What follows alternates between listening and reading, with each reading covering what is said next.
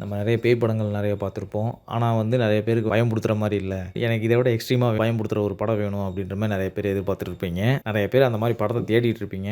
இதுக்காகவே ஒரு psychological trick ஒண்ணு இருக்கு. அது என்னன்னு பார்த்தீங்கன்னா, பேய வந்து ஒரு இடத்துல காட்ட மாட்டாங்க. பேய் வந்து வரவே வராது. அந்த இடத்துல சும்மா மனுஷங்க தான் இருப்பாங்க. ஆனா என்னமோ ஒரு டிஸ்டர்பிங்கான ஒரு விஷயத்த காட்டுவாங்க. மனுஷன் இதுவரைக்கும் பார்க்காத ஒரு விஷயம். மனுஷன் ஒரு பார்க்காத ஒரு பிஹேவியர். மனுஷனா மிருகமா அப்படின்ற மாரி ஒரு சிந்தனை வர வைக்கிறது.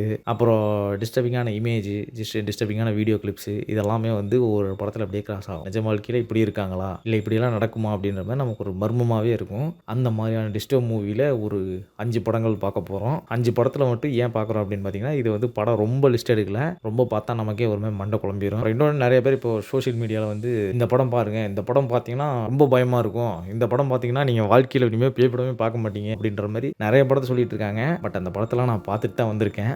ஆனா அந்த மாரி எனக்கு அந்த மாரி படம் அந்த மாரி பார்த்ததுதால டிஸ்டர்பிங்கா இருந்துச்சு ஓரளவு. பட் ஆனா ஹைலைட்டா சொல்லப்போனா அந்த படத்துல 1, 2 இன்சிடென்ட் நடக்கும். அவ்வளோதான். நான் சொல்லப் போற படமும் பார்த்தீங்கன்னா 1, 2 இன்சிடென்ட் மட்டும் தான் ஹைலைட்டா இருக்கும். பட் ஆனா வந்து இம்பாக்ட் அதிகமா இருக்கும். அதுக்காக இந்த படம் பாருங்க லைஃப் டைம் செட்டில்மென்ட் அப்படின்லாம் வந்து நான் சொல்ல வரல. இந்த மாரி படங்களும் இருக்கு. பாருங்க அப்படின்ற லிஸ்ட்ல இது ஒண்ணு சேர்த்துக்கங்க. இந்த படம் நான் மிகைப்படுத்தி சொல்லல. நிறைய பேருக்கு ஒருவேளை இந்த படம் பார்த்துட்டு என்னய்யா இந்த படத்தை ஏன் ரெக்கமெண்ட் பண்ணா அப்படின்ற மாரி சில பேருக்கு தோணலாம். பாருங்க இது ஒரு லிஸ்ட்ல வச்சுக்கங்க. இந்த 5 படத்தையும் அதையும் ஒரு தடவை பாருங்க. அவ்வளோதான். படத்துக்கு வழக்கம் போல ரேட்டிங்லாம் கொடுத்துட்டு டாப் 1 டாப் 2 அப்படிலாம் கொடுக்க போறது கிடையாது. சும்மா 5 டிஸ்டர்பிங் மூவிஸ் பார்க்கலாம்.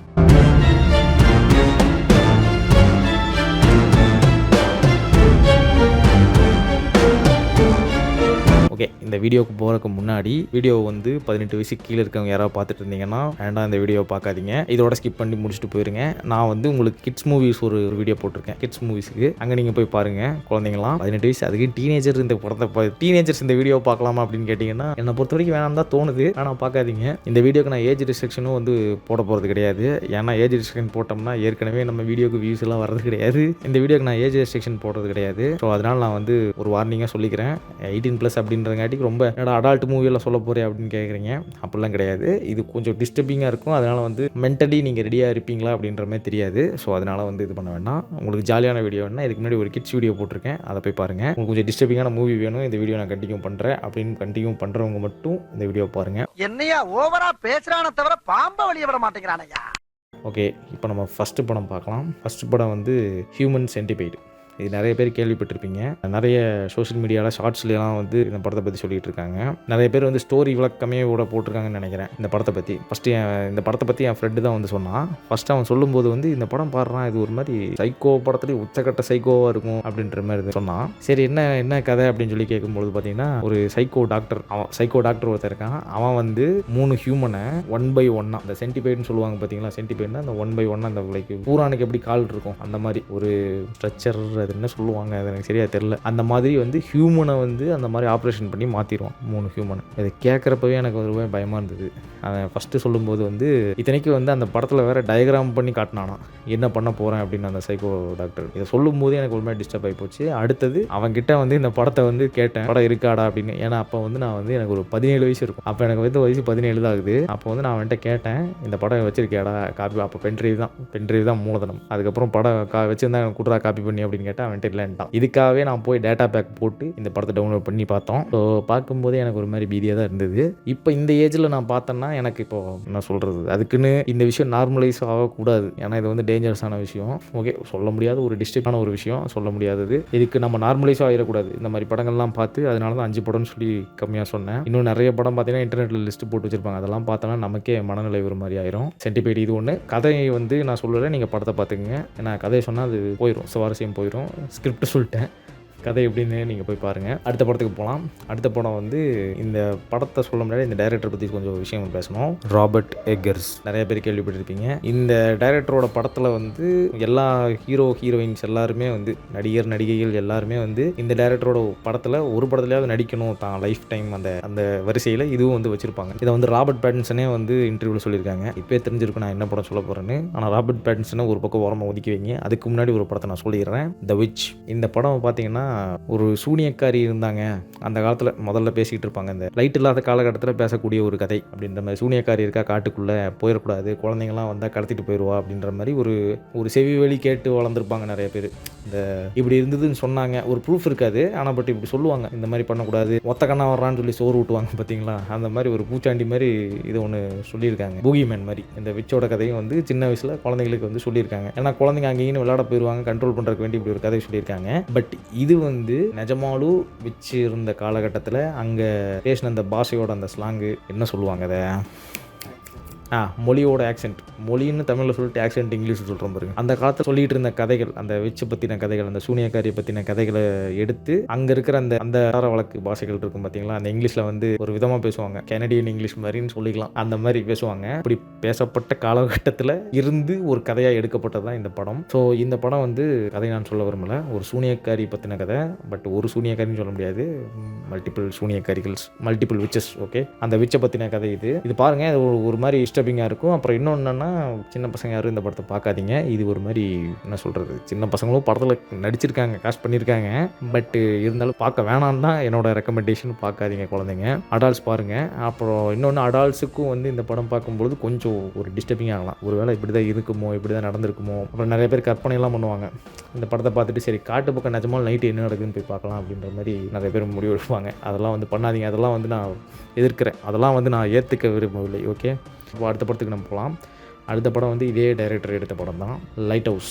இந்த படத்தில் வந்து ராபர்ட் பேட்டின்சனும் அப்புறம் ஸ்பைடர்மேன் படத்தில் பேர் என்னன்னு தெரியல, ஓகே, இவங்க 2 பேர் நடிச்சிருக்காங்க. இதில் வந்து என்ன பேஸ் ஸ்டோரி நான் சொல்லிடுறேன். ஒரு லைட் ஹவுஸ் இருக்கும், ஒரு ரிமோட் ஏரியாவில் ஒரு லைட் ஹவுஸ் இருக்கும். அந்த லைட் ஹவுஸை வந்து பார்த்துக்கிறதுக்கு வேண்டி 2 பேர் போவாங்க. போனதுக்கப்புறம் ஸ்பைடர்மேன் வில்லன் சொன்ன பார்த்தீங்களா, அந்த ஆள் வந்து அங்கே தெளிவாக இருப்பேன், சரி ரேட்டிங் என்ன நடக்குது என்னென்ன பார்த்துக்கணும் நம்ம பார்த்துக்கலாம். ஆனால் ராபர்ட் பேட்டின்சனுக்கு வந்து போனதுலேருந்தே ஒரு மாதிரி மன அழுத்தமாக இருக்கும், ரொம்ப லாங்கில் வந்துட்டோம், இன்னொன்று தனிமையில் வேறு இருக்காங்க. ரெண்டாவது அந்த லைட் ஹவுஸே வந்து ஒரு மாதிரி இருக்கிற அந்த சூழலே வந்து ஒரு மாதிரி இதாக இருக்கும். இந்த சுச்சுவேஷனில் வந்து திரும்ப போயிடலாம் அப்படின்னு சொல்லி ராபர்ட் பேட்டின்சன் எதிர்பார்த்துட்டு இருப்பாங்க. அஃப்கோர்ஸ் ஸ்பைடர்மேன் வில்லனும் வந்து அதான் எதிர்பார்த்துட்டு இருப்போம், சரி போயிடலாம் அப்படின்னு. போகிற நேரத்தில் வந்து பார்த்தீங்கன்னா புயல் வந்துடும். அந்த இடத்துல கடல் பகுதியில் வந்து புயல் வந்தால் நிறைய மாத கணக்கில் எல்லாம் ஆகுமா அது நிற்கிறதுக்கு. அதனால் வந்து இப்போ போகிறது சாத்தியம் இல்லைன்னு சொல்லிட்டு அங்கேயே அவங்க சர்வைவ் பண்ணுறாங்க. 2 பேர் அங்கே வந்து சர்வைவ் பண்ணாங்களா இல்லையா, அப்படி என்ன ஆச்சு அந்த இடத்துல, டிஸ்டர்பிங்கான நிறைய விஷயங்கள் வந்து எப்படி அங்கே நடக்குது, 2 பேர்த்துக்கு என்னதான் ஆச்சு அப்படின்றது அந்த கதை. இந்த கதை வந்து ஸ்டார்டிங் டு எண்டு வரைக்கும் பார்க்குற நமக்கே ஒரு மாதிரி அழுத்தமாக இருக்கும் படம் பார்க்கும்பொழுது. அதுக்கு ரீசன் என்னன்னு பார்த்தீங்கன்னா, ஒன்று அங்கே வந்து பேக்ரவுண்ட் மியூசிக் இதெல்லாமே ஒரு மாதிரி வினோதமாக போட்டிருப்பாங்க.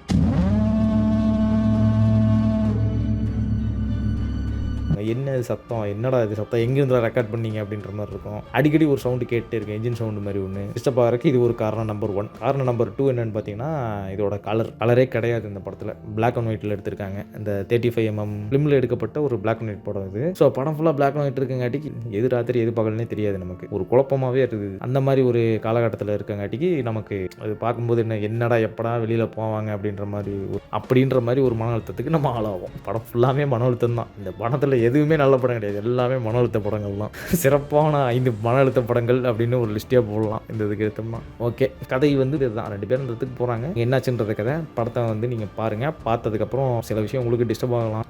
இந்த படத்தில் வேறு மெர்மேடு வேறு ஒரு சீன்ஸு வச்சுருக்காங்க, அதெல்லாம் பார்க்கும்போது எனக்கே ஒரு மாதிரி ஆயிடுச்சு, இது காரணம் இல்லாமல் வச்சுங்க, ஏன்டா அதை பண்ணீங்க அப்படின்ற மாதிரி உங்களுக்கே நிறைய குழப்பம் வரும்.